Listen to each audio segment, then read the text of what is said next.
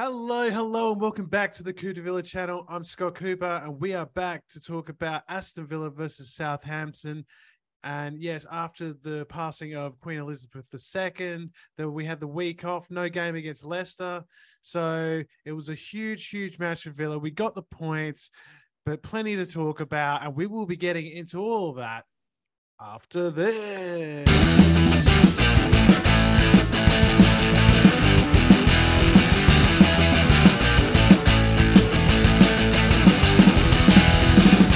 Okay, so I'm back with Noah. He is coming to us live from Birmingham. He's there at the moment. He went to the match at Villa Park on Friday night. Aston Villa vs Southampton, 1-0 win. Jacob Ramsey with the goal. How was it?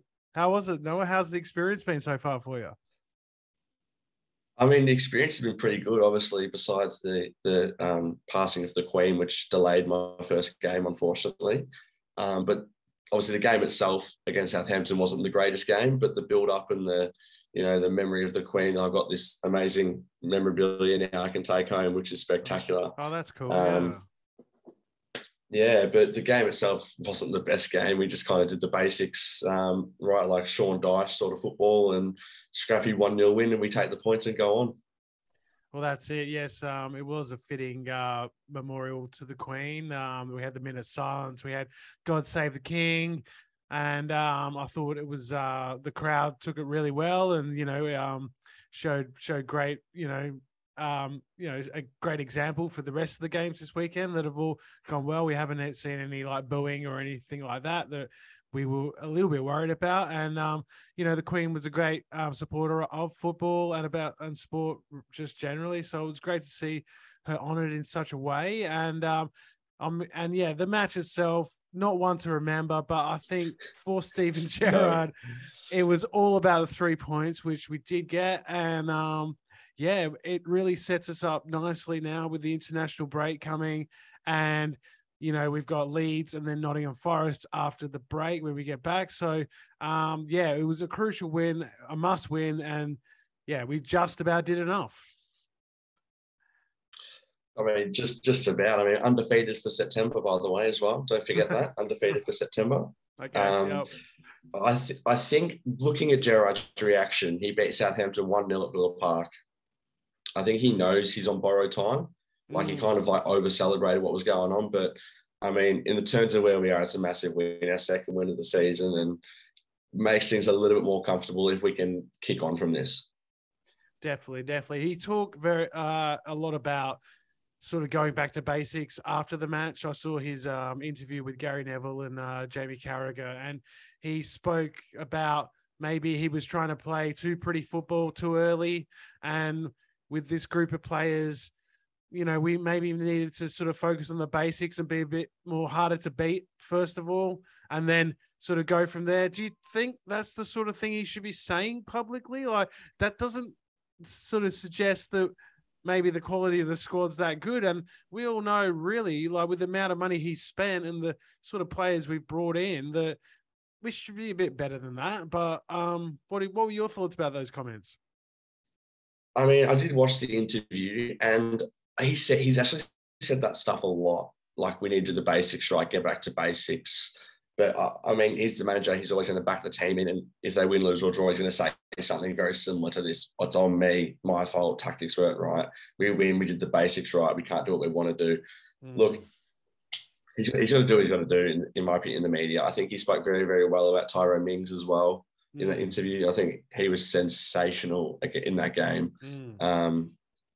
But I just think that he's going to say what he's going to want to say that makes him sound good, and his reputation sounds good. Yep. Yeah. I mean, he is sort of, under the cosh a little bit from the media, and I guess he is trying to defend, but it seemed to be a little bit like he was basically saying that maybe the players aren't as good as I thought they were, which, I don't know. I think some players, that can react well with, some players maybe not so well, but going to the game itself, I mean, apart from the back five and maybe Coutinho, who I thought was decent, I think the rest, there was serious issues again in terms of possession, in terms of creativity, in terms of ball movement, patterns of play, that sort of thing. There was one moment that summed it up in the second half that I think John McGinn it was who got the ball on the left-hand side, and him, Digne, Buendia, and Coutinho all sort of came towards him, and they all sort of looked at each other like, where are we going here? Like, Ollie Watkins was up the top by himself, and I was thinking, oh dear, this just looks like you've got, you know, 5 guys that don't know where they're supposed to be, where they're supposed to be running to, how to help each other. It was yeah, there was definitely some really like concerning, you know, performances in those sort of front positions, I thought. No, definitely 100% agree to you. And actually what made a big change, obviously Kamara went down just before half time. And McGinn kind of got to push up a bit when Dendonka came on, which I think was around the 70th minute. And that's when McGinn played his best football, when he was more advanced up the field, which, you know, we need to see more of, I think. But in the terms of that, like, I think Coutinho did a dummy and left it for Watkins, and Watkins didn't know what was going on. Like, they're not really communicating well on the field, I don't think. There were so many times like they just don't know, they just don't quite know what's going on. And being there live and seeing it, like, the players don't really know what to do, as you said. It's really, really weird. It's a weird thing to say, but I mean, I'll take the win. I'm happy that we won, but there's definitely concerns. Yeah, like you said about John McGinn, that first sort of 70 minutes of the match, he was atrocious. Like he couldn't do anything. He couldn't pass the ball 5 yards. He couldn't, you know, he was like, he looked slow. He was, you know, fouling people in unnecessary positions and things like this. And yeah, I mean, it felt like everything sort of that went through him, it just broke down, and we were under pressure again. And I mean, we got to say one thing: Southampton were absolutely awful, right? If we came against a team that were actually any kind of confidence whatsoever, or any kind of sort of substance about them, I think we would have been beaten in that match. The fact is, we were lucky. We played a team that had no chance of winning a game because they never actually attacked. It felt like they had no threat going forward whatsoever. And I will, yeah. So I will say Villa were very, very, very well defensively set up. Yep. No, I give them that. We didn't offer Southampton anything. And when we did, we defended it extremely well. Like Ashley Young, what a player he's turned into at the moment. He was extremely well. He was playing on Adam Armstrong, who is a rapid player. And Ashley Young pocketed him for most of the game. I don't remember him having any clear chances. The only chance they had came from dead ball set pieces, because obviously Ward-Prowse is sensational at them. Well, they had a couple chances late in the game, but he had a bit of an off night though. Ward-Prowse, I thought his delivery was under par big time, but yeah, like it definitely wasn't up to standards. Yeah, I think Southampton sort of, you know, if we play that game another 100 times, I don't think they can be that bad again. But you know, we defended well. You know, that comes down to the defense, our defense as well, definitely. But I just think that, you know, if we're going to sort of take that game as a confidence builder, I don't see that. I see that as one we just ground out, just got the points, and you forget about it, because you can't play like that again. I mean, you know, we play way better against Man City, and, you know, only drew that game. I mean, far superior opposition, but I think that the fact that we won the game and we can just sort of go, all right, international break, let's reset again. It's good, but we really, I struggle to think of what Gerrard's actually doing on the training field. We had that extra week with the passing of the Queen. What are we doing? Because we don't look any better.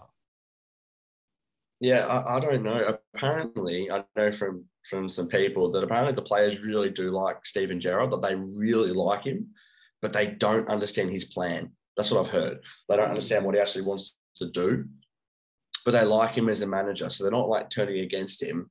Right. But you're not wrong. I'm not sure what they're doing at training. I have no idea what they're doing at training, because whatever they're doing, they're probably having bloody picnics or something at the training ground, because it's not working at all. Yeah, you would think, you know, okay, the game gets called off against Leicester. We've got a whole week to sort of maybe work on tactics and set pieces and, things like that. I can see an improvement in the defense. So I'll give him that where, Tyrone Mings has come back. He's winning a lot more in that, in the air. We're looking more solid. Consa's been better since Mings has been back in there. And, like you said, Ashley Young, very good since the injury of Cash. I guess the one huge negative from the other night was the injury to Boubacar Kamara. Now, our two biggest signings of the summer are out on long-term injuries. So that is not good whatsoever because I think he's probably been everyone's player of the season so far. Kamara, he's been very consistent.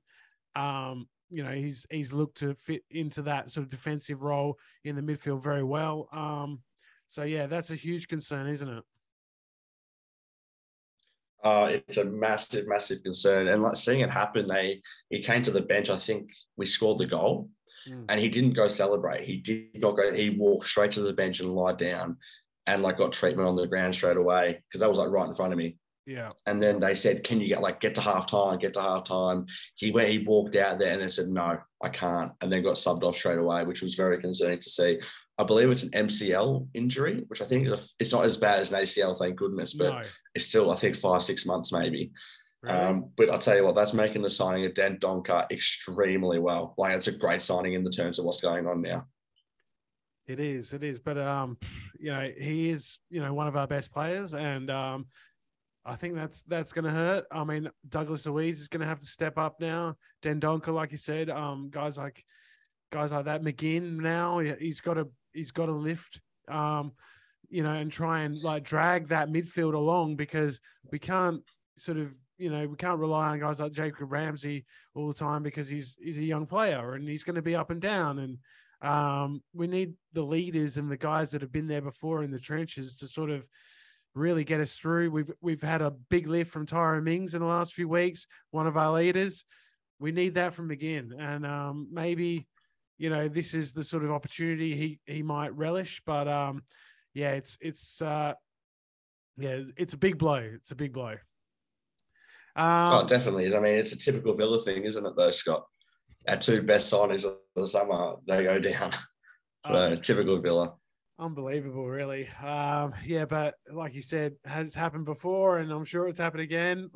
It just seems like once we get a player in that looks good, he gets injured, or he gets sold, or something of that nature, and we just don't see the best of him at Villa. But with the World Cup, I mean that's obviously devastating for Kamara because he was in and around that French squad, but. Excuse me, but maybe he can take that time now to heal, and he won't miss as much football for Villa as he probably would have if it was a normal season. So you were in the Trinity Road stand, is that right for the match? That is correct. That was correct. Yeah, good view from the Trinity Road stand actually. So I was meant to be in the upper Trinity, but on the day of the match, I actually had quite a bizarre experience, which was extremely fortunate on my behalf. Yes. So staying at my hotel I'm staying at, the lady that she's always down for breakfast, I shout out to her. She knocked on my door and said that a Villa fan in the hotel has a spare hospitality seat. Would you like it? Oh, and wow. I honestly didn't believe her to start with. I did not believe her to start with, but ends up being in the Heineken Lounge for the Villa game, which is unbelievable. So, yeah, very, very special day and something I won't forget for sure. Wow. So you're in the Heineken Lounge. That sounds amazing. So it's free beer. Yeah. And two free drinks, free food, though, free halftime refreshments, free cake is pretty good. Awesome. Sounds amazing. Awesome. Well, I'm glad for you that this game did go ahead because obviously we were talking last week and you were absolutely devastated about the game being called off with Leicester. I heard similar stories from a lot of fans actually from all other clubs that, people coming from Japan and other places to the UK to watch the football and then it gets cancelled. And there was talk that this week would be cancelled as well. Of course, some games have been, Chelsea and Liverpool and others as well. But luckily enough for you, this game went ahead, and you saw a win, you saw a score. I was really thinking about you when I was watching the game, and it's great to, it wasn't the most exciting game, but we got the win, and definitely not. we got the win, and it was a good atmosphere at Villa Park with the tribute before the game and all of that as well. So that would have been fantastic to be in attendance to as well. So, but this isn't the end of your trip, of course. We've got the international break coming up now. You're going to see the women tomorrow, is it, or today? Is it today?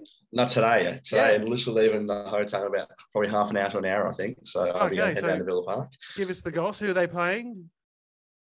Manchester City. Yeah, I'm not sure how well they're going to do, but hopefully they do all right. They've made some signings, I think, in the summer, I believe. So hopefully they get a win. It's just a good chance to get down to Villa Park again and show my support, because why not?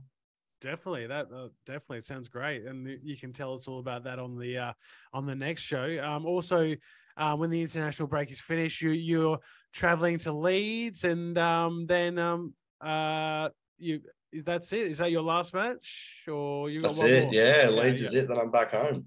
Right. Well, obviously, I'm going to see my family up north in Grimsby, so I'm seeing a couple of lower league games, which will be quite exciting. Hopefully a little bit better standard than the Villa Southampton game, but you never know. Well, I love it. I'm really jealous. I'd love to get to, all kinds of games myself. I'm just a football tragic. So yeah, that sounds awesome, just to check out some lower league football as well while you're there. And it's an exciting time. And we're following you, and we hope you have a great rest of the trip. So we're going to wrap this up because Noah's internet at this hotel is not exactly what it is back in Melbourne. So, we're glad we got this far without any issues. But, yeah, we just wanted to touch on the game. It wasn't a great game. You guys all saw it. But please let us know in the chat, in the comments, on our social media as well. What did you think? What positives and negatives from the game? How many points do you think we'll get from the next two big games coming up? We got Leeds and then Forest. So let us know how do you think we'll go there, and what would you guys do with the Boubacar Kamara injury? Who would you like to see sort of slot in, and let us know how you're going with that. And Noah, we'll finish with predictions for Leeds. You're going up there to Ellen Road, so what are you expecting, and what's your score prediction? I'm expecting a bloody good day out, I think. I think people say Leeds is one of the best away days going around, so that's going to be very, very exciting. It's going to be feisty. It's going to be feisty for sure. It's going to be feisty, yeah. But I'm going to predict another 1-0 win, I think. I think we'll do what we did against Southampton, be boring, be basic, and get the result. Okay, well, I'll go for a 2-2, I think, because Leeds are a front foot team, and I think we've got certain qualities that they don't as well. So I could see a high scoring draw, and I think that would be a decent result for us. Considering we've got a couple of results in the last match. We've got Nottingham Forest after that at home, so. That we could probably win that one. And, if we got a draw and a win out of the next two games, that would be a very good result. So I'll say 2-2. And, that'll be it for Coupe de Villa this week. But, please like and subscribe and follow us all on all the social media and click that notification bell. And, and if you're in the UK, say hi to Noah. He'll be there at the Leeds match, and he'll be at the women's match today. So I'll be there. Go and say hello. But that's all from us this week, and up the Villa, and we will see you next time. See ya.